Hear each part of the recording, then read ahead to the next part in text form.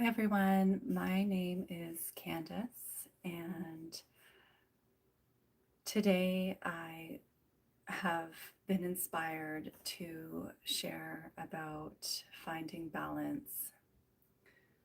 I have been a Thai massage practitioner for the last 5 years. I also offer womb lifting, which is part of the Thai lineage, and also now abdominal therapy, which is part of the Mayan lineage. So these therapies all work to create balance in the body, mind realm, and beyond. I have also been teaching yoga for the last 11 years and practicing yoga for the last 17 years, all in pursuit of finding balance. I would say initially finding balance meant sorting out the confusion in my mind and in my body. And as I started finding tools for that confusion and experiencing some clarity, then uh, I started, and I would say I started sorting out that confusion and finding clarity when I started having my yoga practice. And now I want to share about balance because we're starting a new year, and I imagine most people have, or a lot of people have set intentions for this new year, and it's the collective energy is feeling like it's a race to the finish line. And because I teach yoga in a gym environment, I can see how that finish line ends around the end of January, or maybe if people are picking up their New Year's resolutions, it's starting mid January and ending mid February. But regardless, if you're a if you're someone who's been going to or has a resolution of going to the gym more or getting really fit, I feel like uh, the collective energy is really this yang energy, which it's actually, we're in winter, we're in this time of rest, of nourishment, of adding a few pounds, of being cozy and being inside and quiet and in the dark, storing our energy. Candace, so long. Nice to see you. Happy to see you around here. Good to see you too. uh, and so I am considering, this collective energy, this yang energy, and how I I work with that. And that's why I'm doing this video, is because I have found there are certain questions that I ask when this energy arises that feels quite opposite to what is authentic. And when something isn't feeling authentic, it might show up, and I'm speaking for myself. The way it feels in my body is this anxiousness or this restlessness or lack of clarity, detachment from the body. And I recognize and I honor those feelings. And the way that I honor those feelings is by honoring my values, reconnecting with my values, staying true to myself, uh, and and I think that's really important. So some questions that I ask are, where am I feeling rigid? What right now feels rigid?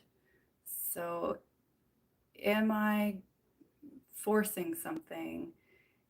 Are there too many rules around the start of my new year? Am I feeling like I'm forcing something to happen? I'm clinging to something. Am I also showing the side where there's an ease, there's a letting go, there's a trust? So we're looking at, these masculine and feminine energies, or this yin and yang, and we're seeing how these aspects, these sides of ourself, which are part of one coin, are dancing. And finding right relationship to these sides. And one way I do that is I see what I value, what's important to me. So, relationship is important to me. My partnership is important to me.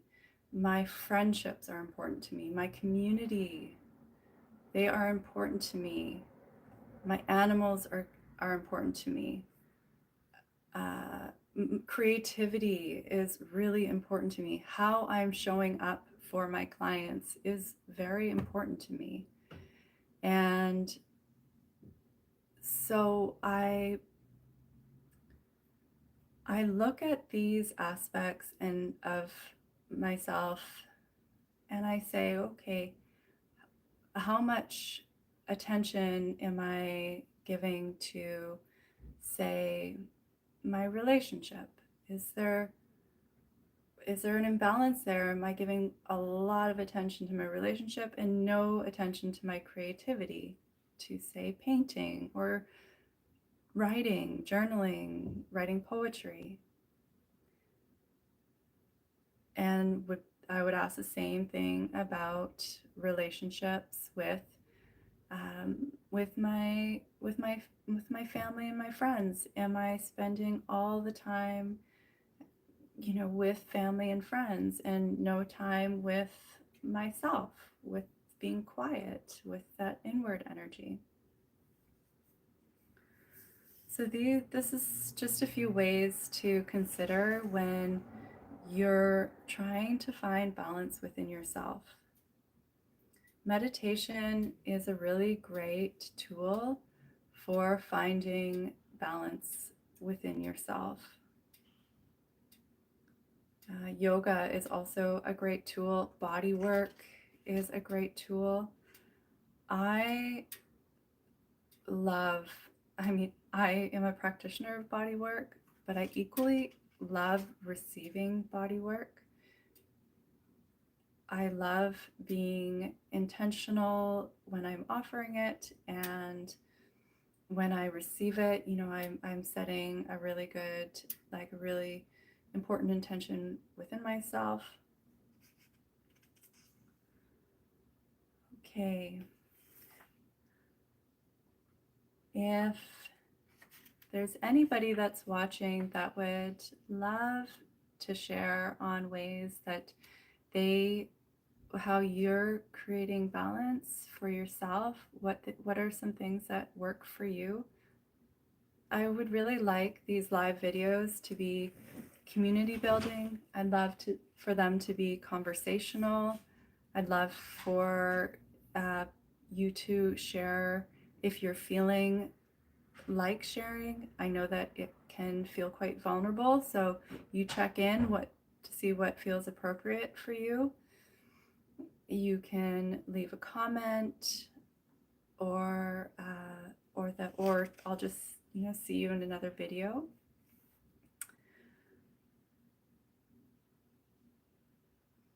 I'd like to share now just a simple energy practice that will conclude the just our live session. So if you are viewing this live, that's really wonderful. I invite you. Oh, hey, Saiba.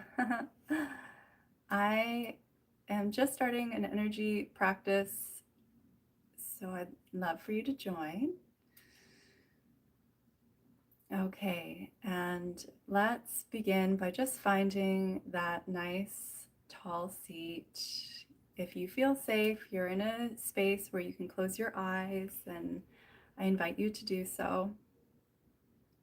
Just beginning to connect to the breath, feeling the inhale and the exhale. You might roll the shoulders up towards your ears and down your back.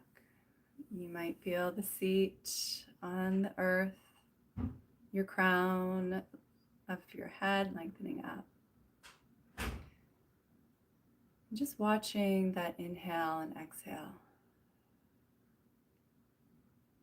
And now I invite you to go inwards to meet your inner child and visualize your inner child however they're showing up. So they might be showing up wearing overalls in the playground, happy, or maybe not. Just honoring however the child within is showing up. And if that connection isn't there right now, that's okay too. Just being with your breath if there's no visualization. And so meet your inner child. See what they're wearing, maybe how their hair is done or not done. And then I would ask, what does that child need to hear in this moment? What does that child that you're with need to hear in this moment?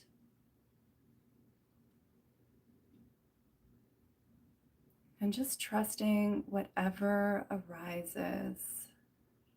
For my child, she needs to hear that she's not alone and that I'm here for her. So honoring the words that arise for you and generously offering those words to that child within.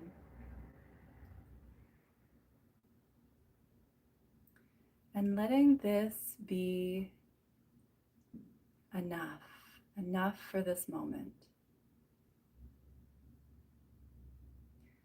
And I'm calling you back to your breath, knowing that the child has gotten exactly what they need.